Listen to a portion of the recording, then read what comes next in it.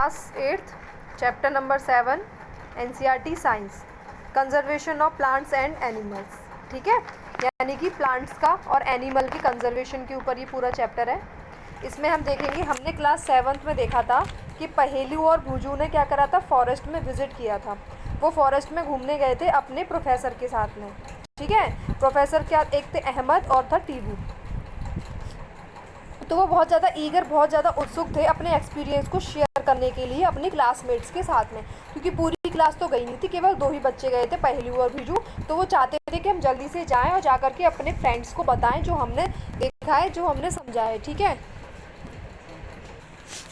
तो बेटा वो अपने साथ के जो और बच्चे थे उनके साथ अपने एक्सपीरियंस को शेयर करना चाहते थे।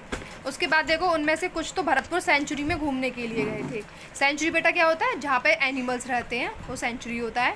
ठीक है, वो पर्टिकुलर किसी एक एनिमल की भी हो सकती है और कंबाइंड भी हो सकती है। तो आपने काजीरंगा नेशनल पार्क के बारे में सुना होगा, एक लोकचाऊ वाइल्ड लाइफ सेंचुरी है, ग्रेट निकोबार बायोस्फीयर रिजर्व है और टाइगर रिजर्व है। इन सब के बारे में आपने सुना होगा। अब डिफॉरेस्टेशन और उसका कारण क्या होता है। डिफॉरेस्टेशन मतलब होता है बेटा पेड़ों को काटना। अगर आप जानबूझ के पेड़ों को काट रहे हो तो वो डिफॉरेस्टेशन है। ठीक है, बहुत सारे प्लांट्स और एनिमल अर्थ पे सर्वाइव करते हैं। ठीक है, उनके लिए जरूरी है कि उन्हें सर्वाइवल के लिए स्पेशल मैनकाइंड की जरूरत पड़ती है, यानी कि उन्हें भी पूरी तरीके से थ्रेट से हमें बचाना होता है। बहुत सारे थ्रेट्स होते हैं जिसकी वजह से डिफॉरेस्टेशन होता है। ठीक है, या फिर जो डिफॉरेस्टेशन, जो एनिमल्स हैं उनको दिक्कत होती है, वो नहीं सर्वाइव कर पाते हैं। डिफॉरेस्टेशन का मतलब होता है प्लांट्स को या फॉरेस्ट को क्लियर करना। ठीक है, अपने किसी और पर्पस को सर्व करने के लिए। ट्री जो होते हैं फॉरेस्ट के अंदर, हम उन्हें काटते हैं। क्यों काटते हैं? पहली बात, हम कभी कभी वहाँ पे कल्टीवेशन करना चाहते हैं उस ज़मीन पे फॉरेस्ट को काट के, या तो फिर हम वहाँ पे बिल्डिंग बनाना चाहते हैं, कोई घर, कोई फैक्ट्री बनाना चाहते हैं, या हम उस लकड़ी से कोई फर्नीचर बनाना चाहते हैं, इसलिए हम उस लकड़ी को वहाँ से काट करके लाते हैं। ठीक है, अब कुछ नेचुरल कारण भी होते हैं डिफॉरेस्टेशन के, जैसे कभी आग लग जाती है तो कहीं सूखा पड़ जाता है, इस वजह से भी पेड़ अपने आप ख़त्म हो जाते हैं। तो नेचुरल कॉज भी हो सकते हैं। कंसिक्वेंसेस क्या होते हैं डिफॉरेस्टेशन के? पहेलू और भुजू ने याद करा डिफॉरेस्टेशन के कंसिक्वेंसेस, यानी कि परिणाम के बारे में। तो उसे याद आया कि डिफॉरेस्टेशन की वजह से टेम्परेचर और पॉल्यूशन अर्थ पे बढ़ जाता है, क्योंकि जो आपकी प्लांट्स होते हैं वो क्या करते हैं, आपकी कार्बन डाइऑक्साइड को सोखते हैं, तो टेम्परेचर को वो कम करते हैं। लेकिन जब प्लांट्स नहीं रहेंगे तो टेम्परेचर क्या हो जाएगा, आपका इंक्रीज हो जाएगा, पॉल्यूशन आपका इंक्रीज हो जाएगा, क्योंकि कार्बन डाइऑक्साइड का लेवल बढ़ जाएगा। ग्राउंड वाटर पे जो कार्बन डाइऑक्साइड पहले ज़्यादा था, अब पहले कम था, अब ज़्यादा हो जाएगा, और पानी का लेवल क्या हो जाएगा, आपका कम हो जाएगा। ठीक है, डिफॉरेस्टेशन क्या करता है, आपके पूरे नेचर के बैलेंस को डिस्टर्ब कर देता है। प्रोफेसर अहमद जो थे, that if cutting of trees continue rainfall and the fertility of the soil will reduce. अगर आप लगातार पेड़ों को काटते चले जाओगे तो आपकी सॉइल की फर्टिलिटी भी कम हो जाएगी और आपकी रेनफॉल भी कम हो जाएगी। इसके साथ साथ ये भी चांसेस बहुत ज़्यादा हैं कि नेचुरल कैलमिनिटीज़ जो हैं, जैसे कि फ्लड आना है, ड्राउट आना है, ये सब भी बढ़ सकता है। तो प्लांट को ज़रूरत होती है कार्बन डाइऑक्साइड की, जो कि वो प्राप्त करता है फोटोसिंथेसिस की मदद से। कुछ प्लांट ऐसे होते हैं जिनको carbon free trees, that means that less carbon dioxide will be used up resulting in its increase. अगर प्लांट्स नहीं होंगे तो आपके एटमॉस्फेयर में क्या हो जाएगी बेटा, कार्बन डाइऑक्साइड इंक्रीज हो जाएगी। ठीक है, तो इसके वजह से क्या हो सकता है, कार्बन डाइऑक्साइड के एटमॉस्फेयर में बढ़ने की वजह से ग्लोबल वार्मिंग हो सकती है। आपके पूरे अर्थ का पूरा ओवरऑल टेम्परेचर बढ़ सकता है। क्यों? क्योंकि कार्बन डाइऑक्साइड गैस ऐसी है बेटा, अगर ये एटमॉस्फेयर बढ़ेगी तो ये अपने अंदर सन से रेस आती हैं उनको अपने अंदर एब्जॉर्ब कर लेती है, और एब्जॉर्ब कर लेती है फिर उनको रिफ्लेक्ट नहीं होने देती है, तो जिस वजह से आपके अर्थ का एटमॉस्फेयर क्या हो जाता है, बढ़ जाता है। ठीक है, तो टेम्परेचर इंक्रीज होना अर्थ पे डिस्टर्ब करता है हमारी वाटर साइकिल को, कि रेनफॉल को भी रिड्यूस कर सकता है, जिससे की वजह से आपका क्या हो सकता है, ड्राउट हो सकता है, सूखा पड़ सकता है। तो डिफॉरेस्टेशन जो है एक बहुत बड़ा कारण है क्या, सॉइल की प्रॉपर्टीज़ में चेंज लाने का। फिजिकल प्रॉपर्टी जो होती हैं वो जैसे कि प्लांटेशन है, वेजिटेशन है। ठीक है, आपने क्लास 7th में पढ़ा होगा कि कैसे हम सॉइल इरोजन की मदद से अपने प्लांट, हमारे जो प्लांट है वो किस तरीके से सॉइल इरोजन में हमारी मदद करते हैं।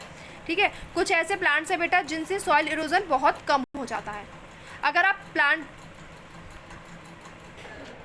तो डिफॉरेस्टेशन से बेटा क्या होता है, अब सॉइल की जो वाटर को होल्ड करने की कैपेसिटी होती है वो कम हो जाती है, क्योंकि पेड़ की जो जड़ें होती हैं वो डिफॉरेस्टेशन को बचाती हैं, क्योंकि वो सॉइल को इरोड होने से बचाती हैं, मिट्टी को अपने जड़ों में बांध के रखती हैं। लेकिन अगर आप पेड़ ही काट दोगे तो ना तो जड़ रहेगी और ना ही मिट्टी को आप स्ट्रॉन्ग कर पाओगे, होल्ड कर पाओगे, तो मिट्टी इरोड हो जाएगी, एक जगह से दूसरी जगह पर मूवमेंट करेगी।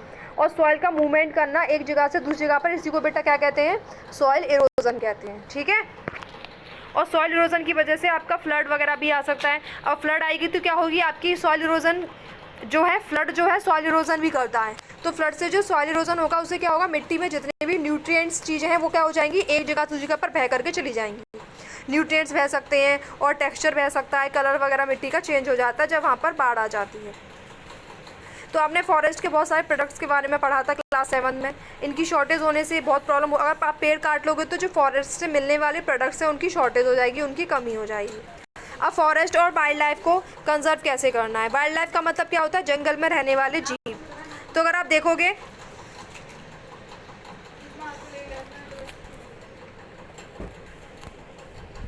तो conservation of forest and wild life, ठीक है ना। इसमें देखो आप क्या है, डिफॉरेस्टेशन से अवेयर हो चुके हो कि डिफॉरेस्टेशन क्या होता है। पहेलू और भूजू जो है बहुत ज़्यादा चिंतित थे। उनके जो प्रोफेसर थे अहमद, उनके पास वो गए, उन्होंने उनसे कहा कि हम कैसे इनको सेव कर सकते हैं, कैसे हम वाइल्ड लाइफ और फॉरेस्ट को सेव कर सकते हैं। तो प्रोफेसर अहमद जो हैं, ऊपर दे रखा है बायोस्फीयर आपकी अर्थ का एक ऐसा पार्ट होता है जहाँ पे लिविंग ऑर्गेनिम्स एग्जिट करते हैं।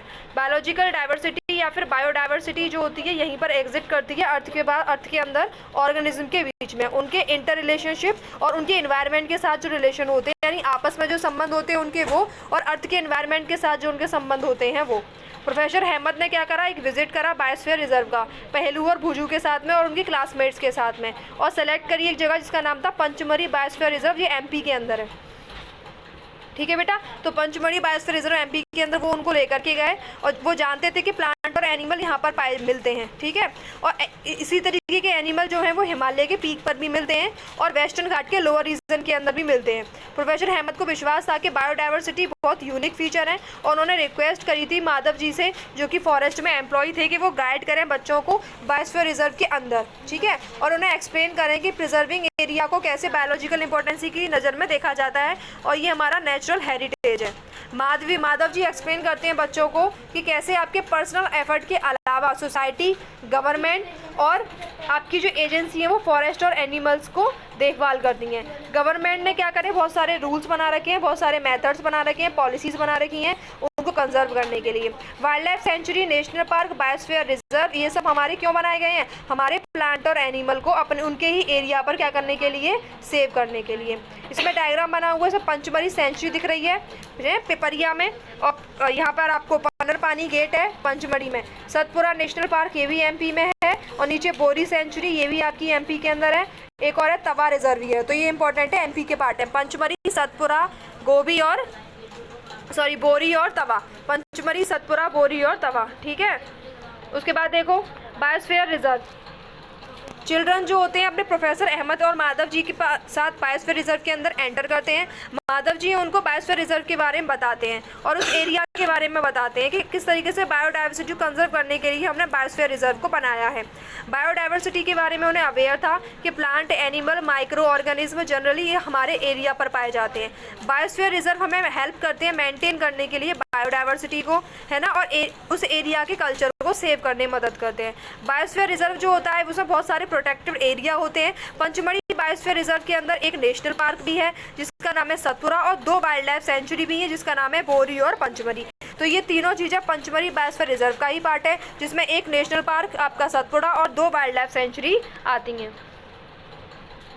फ्लोरा और फौना, फ्लोरा, अब बच्चे वॉकिंग करते जाते हैं तो बायोस्फीयर रिजर्व के अंदर वो बहुत एप्रिशिएट होते हैं कि फॉरेस्ट कितना ज़्यादा ग्रीन है और वेल्थ है, तो वो हैप्पी होते हैं देख करके टीक फॉरेस्ट को, और जो फॉरेस्ट के अंदर एनिमल्स हैं उनको। सडनली जो पहेली है वो एक रैबिट को देखती है और वो उसको पकड़ने की कोशिश करती है और वो रैबिट भागने लगता है। प्रोफेसर अहमद उसे रोकते हैं, उसे एक्सप्लेन करते हैं कि एनिमल जो होते हैं वो कंफर्टेबल रहते हैं और खुश रहते हैं अपनी जगह पर, अगर तुम उन्हें डिस्टर्ब करोगी तो दिक्कत होगी और तुम्हें उन्हें डिस्टर्ब नहीं करना चाहिए। माधव जी एक्सप्लेन करते हैं कुछ एनिमल्स और प्लांट जो कि बहुत पर्टिकुलर एरिया में, टिपिकली एरिया से बिलोंग करते हैं। प्लांट और एनिमल जो होते हैं पर्टिकुलर एरिया में ही पाए जाते हैं, तो उन प्लांट और एनिमल को फ्लोरा और फौना कहते हैं, ठीक है।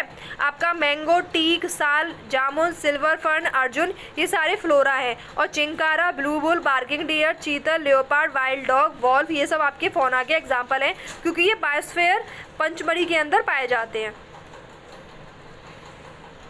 एंडेमिक स्पीसीज, बेटा एंडेमिक स्पीसीज कुछ ग्रुप में क्वाइटली क्या होता है, आप वो एक डीप फॉरेस्ट के अंदर चले जाते हैं। बच्चे सरप्राइज सरप्राइज होते हैं ये देख करके कि वहाँ पे बहुत बड़ी स्क्वायरल है, और स्क्वायरल बहुत बड़ी है, उसकी टेल बहुत बड़ी है, और बहुत ज़्यादा क्यूरियस है ये जानने के लिए। माधव जी उनको बताते हैं कि इनको हम जाइंट स्क्वायरल यानी बहुत बड़ी स्क्वायरल है, तो बड़े के लिए शब्द यूज़ करते हैं जाइंट, तो जाइंट स्क्वायरल है और ये इस एरिया की एंडेमिक है। इसका मतलब ये सिर्फ और सिर्फ इसी एरिया के अंदर ही पाई जाती है।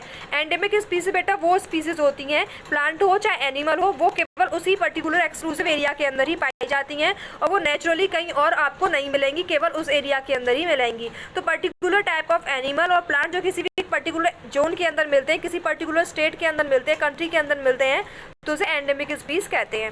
माधव जी जो है उनको साल, वाइल्ड मैंगो के एग्जांपल्स, 2 एग्जांपल दिखाते हैं जो कि एंडेमिक फ्लोरा है मंचमरी बायोस्फीयर रिजर्व के।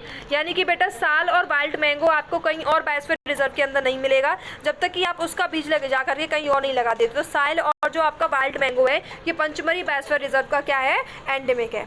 और उसके बाद में आपके बिजन है, इंडियन जाइंट स्क्वायरल है, फ्लाइंग स्क्वायरल है, ये सब फौना है एंडेमिक, ये भी कहाँ के हैं, पंचमढ़ी बायोस्फीयर रिजर्व के। प्रोफेसर अहमद उनको एक्सप्लेन करते हैं कि अगर हम उनका हैबिटेट डिस्ट्रक्शन कर देंगे तो जो इंक्रीजिंग पॉपुलेशन है आपकी नई नई स्पीसीज़ की वो बढ़ जाएगी, और जो एंडेमिक स्पीसीज़ वहाँ पे पहले से रह रही थी उनको रहने के लिए जगह कम मिलेगी। यानी कि आपका घर है, आप उस घर में पहले 4 लोग रहते हो, खूब फैल के रहोगे, अगर बहुत सारे रिश्तेदार अगर वहाँ पे आके रह लेंगे तो आप लोगों को ज़मीन क्या हो जाएगी, कम पड़ जाएगी। समझ गए? तो इस तरीके से एंडेमिक स्पीसीज़ की जान खतरे में हो जाती है। जाइंट स्क्वायरल का फोटो भी दिखाया गया है इसके अंदर। स्पीसीज बेटा क्या होता है, ग्रुप ऑफ पॉपुलेशन होता है जो कि कैपेबल होती है इंटरब्रीडिंग करने के लिए। इसका मतलब जो मेंबर होते हैं स्पीसीज के वो अपने आप को रिप्रोड्यूस कर सकते हैं, अपना फर्टाइल कर सकते हैं, ऑफस्प्रिंग बना सकते हैं, अपने खुद के जैसे नई स्पीसीज क्रिएट कर सकते हैं, ठीक है, अदर स्पीसीज के साथ नहीं कर सकते। मेंबर ऑफ स्पीसीज की क्वालिटी क्या है कि उनमें कॉमन कैरेक्टरिस्टिक, कॉमन क्वालिटीज पाई जाती हैं। वाइल्ड लाइफ सेंचुरी में देखो बेटा, सून क्या होता है, पहली जो है एक पंचमढ़ी वाइल्ड लाइफ सेंचुरी के बारे में लिखती है। प्रोफेसर अहमद उसे एक्सप्लेन करते हैं कि किलिंग करना यानी पोचिंग करना यानी एनिमल्स को कैप्चर करना स्ट्रिक्टली प्रोहिबिटेड है और पनिशेबल है कानून के मुताबिक। अगर आपने किसी जानवर को पकड़ा है, ज़बरदस्ती उसको पोचिंग करी है, उसकी कैप्चरिंग करी है, तो आपको सजा भी मिल सकती है। वाइल्ड लाइफ सेंचुरी एक रिजर्व फॉरेस्ट होता है जहाँ पर हम एनिमल्स को, वाइल्ड एनिमल्स को प्रोटेक्शन प्रोवाइड कराते हैं, उनकी लिविंग कंडीशन बनाते हैं सूटेबल, जिससे कि वहाँ पर रह पाएँ। तो जहाँ पर लोग रहते हैं वहाँ पे वाइल्ड लाइफ सेंचुरी अलाउड होती है, तो कुछ एक्टिविटीज़ को वहाँ पे बना कर दिया जाता है कि लोग वहाँ पे अपने जानवरों को ग्रेजिंग करने के लिए नहीं ले जा सकते हैं, उस जंगल से किसी प्रकार का कोई भी मेडिसिनल प्लांट कलेक्ट नहीं कर सकते हैं, ना ही लकड़ी कलेक्ट कर सकते हैं। जहाँ पे वाइल्ड लाइफ सेंचुरी होगी वहाँ पर कुछ थ्रेटेंड और वाइल्ड एनिमल्स है, जैसे कि ब्लैक बक है, वाइट आइड बक है, एलिफेंट है, गोल्डन कैट है, पिंक हेडेड डक है, घड़ियाल है, Marsh crocodile, Python, rhinoceros etcetera, ये सब प्रोटेक्टेड और प्रिजर्व है वाइल्ड लाइफ सेंचुरी के अंदर। तो इंडियन जो सेंचुरी है उनमें यूनिक लैंडस्केप होते हैं जहाँ पे forest, mountain, forest, Bush, lands in delta, big reverse जो है पाई जाती हैं। अगर आप देखोगे तो प्रोटेक्टिव फॉरेस्ट जो होते हैं वो सेफ नहीं होते, क्योंकि वहाँ पे जो लोग रहते हैं नेबरहुड में एनक्रोचमेंट करते हैं, ज़बरदस्ती घुसने की कोशिश करते हैं और वहाँ की जगह को डिस्ट्रॉय करने की कोशिश करते हैं। बच्चों को हमेशा याद रखना चाहिए, जू जाते समय उन्हें हमेशा एनिमल से अपने आप को प्रोटेक्ट रखना चाहिए, ठीक है, अदरवाइज उनकी जान खतरे में आ सकती है। अब देखो नेशनल पार्क बेटा, नेशनल पार्क आप जब रोड साइड जा रहे होंगे तो आपने एक बोर्ड देखा होगा, सतपुरा नेशनल पार्क लिखा रहता है। तो चिल्ड्रन जब वहाँ पे गए थे माधव जी ने उन्हें बताया कि जो रिजर्व बहुत बड़ा होता है, डाइवर्स होता है, वहाँ पे इनफ होता है कि आप किसी भी इकोसिस्टम को प्रोटेक्ट कर सकते हो। तो वहाँ पे आप चाहे वहाँ के जानवर हो, चाहे वहाँ के पेड़ पौधे हो, फ्लोरा फौना, लैंडस्केप हो, हिस्टोरिक ऑब्जेक्ट्स हो। सतपुरा नेशनल पार्क जो होता है आपका पहला रिजर्व फॉरेस्ट है भारत का और फाइनेस्ट इंडियन टीक है फॉरेस्ट में, ठीक है। 100 नेशनल पार्क से ज़्यादा नेशनल पार्क जो है पाए जाते हैं। जो आपका रॉक शेल्टर है वो भी आपका सतपुरा नेशनल पार्क के अंदर पाया जाता है। प्री हिस्टोरिक ह्यूमन लाइफ के बारे में जंगल में अगर आप देखोगे तो रॉक पेंटिंग्स हैं आपकी, शेल्टर आपको देखने को मिल सकता है। 55 रॉक शेल्टर्स हैं जो कि आपको पंचमढ़ी बायोस्फीयर रिजर्व के अंदर मिल जाएंगे, ठीक है। एनिमल की हंटिंग करना, डिनाइंग करना, प्लेइंग म्यूजिकल इंस्ट्रूमेंट, ये सब चीज़ें वहाँ पे पेंटिंग के रूप में बनाई गई हैं। जो बच्चे हैं सतपुरा टाइगर रिजर्व में आपने देखा माधव जी एक्सप्लेन करते हैं, जो प्रोजेक्ट टाइगर है वो लॉन्च किया गया था टाइगर को प्रोटेक्ट करने के लिए, ठीक है। तो हमारा ऑब्जेक्टिव क्या था कि हम इंश्योर कर पाएँ कि जो आपके टाइगर की पॉपुलेशन है वो सर्वाइव हो, उसे सर्वाइव कर पाएँ, इसलिए हमने प्रोजेक्ट टाइगर को शुरू करा था। टाइगर और बहुत सारी ऐसी स्पीसीज जो धीरे धीरे करके बेटा डिसअपियर हो रही हैं, खत्म हो रही हैं फॉरेस्ट से। सतपुरा टाइगर रिजर्व एक यूनिक है, ठीक है, इसमें बहुत सारी पॉपुलेशन है टाइगर की, और टाइगर क्या और भी एनिमल जैसे कि आपके लायन है, एलिफेंट है, वाइल्ड एनिमल्स है, ठीक है, और आपके बफेलो है, बारहसिंगा है, ये सब सतपुरा नेशनल पार्क के अंदर पाए जाते हैं। एनिमल जिनकी पॉपुलेशन बहुत कम हो रही है, हम उनको सेव करने के लिए, है ना, ऐसे एनिमल बेटा जिनकी पॉपुलेशन बहुत कम होती जा रही है, एक्सटेंट होती जा रही है, उन एनिमल्स को बोलते हैं इंडेंजर्ड स्पीसीज। बुजू याद करता है जो डायनासोर थे पहले बहुत ज़्यादा मिलते थे लेकिन अब बिल्कुल भी नहीं मिलते, तो ऐसे एनिमल जो बिल्कुल ही ख़त्म हो गए हैं उनको बोलते हैं एक्सटेंट एनिमल। लेकिन कुछ एनिमल ऐसे जिनको प्राप्त कर पाना बहुत मुश्किल है या फिर वो थोड़ी बहुत जगह के अंदर या नेचुरल हैबिटेट के अंदर ही मिलते हैं, इसीलिए हम उनको बचाना चाहते हैं। तो हम उनके लिए क्या करते हैं, प्रोटेक्ट एनिमल को प्रोटेक्ट करने के लिए एनिमल्स के लिए स्ट्रिक्ट रूल्स बनाते हैं, नेशनल पार्क बनाते हैं, जिससे कि ह्यूमन एक्टिविटी वहाँ पर खत्म हो जाए, वो वहाँ पे लोगों जानवरों को मारने नहीं जा पाएँ, जानवरों को पकड़ने नहीं जा पाएँ, फायरवुड लेने नहीं जा पाए, मेडिसिन प्लांट वहाँ पे किसी तरीके कोई भी चीज़ अलाउ नहीं होती है। माधव जी पहलू और स्मॉल एनिमल्स होते हैं जो कि बहुत डेंजर जोन में होते हैं, एक्सटेंट हो जाते हैं। उस टाइम पे जो बड़े बड़े स्नेक्स हैं, फ्रॉग है, लिजार्ड है, बैट है, उन सबको रियलाइज होता है कि ये सब भी हमारे इकोसिस्टम के लिए इंपॉर्टेंट है और हमें इन्हें नहीं मारना चाहिए। अगर हम इनको मारेंगे तो हमारे इकोसिस्टम के लिए हानिकारक होगा। वो छोटे तो होते हैं लेकिन उनका रोल इकोसिस्टम में बहुत ज़्यादा होता है, हम उनके रोल को इग्नोर नहीं कर सकते। तो जो फूड चेन और फूड वेब है वो उसी की मदद, उनकी मदद से ही बनती है। इकोसिस्टम बेटा एक ऐसा जोन होता है जिससे प्लांट एनिमल आपस में इंटरेक्शन करके लिविंग बीइंग के साथ as well as non living being के साथ इंटरेक्शन करके बनाते हैं। लिविंग बीइंग मतलब आपस में एनिमल्स और नॉन लिविंग बीइंग्स मतलब क्लाइमेट, सॉइल, रिवर और डेटा, इन सब के साथ भी आपका इंटरेक्शन करके बनाते हैं। ठीक है, रेड डाटा बुक हम नेक्स्ट वीडियो के अंदर कंप्लीट करेंगे। ठीक है।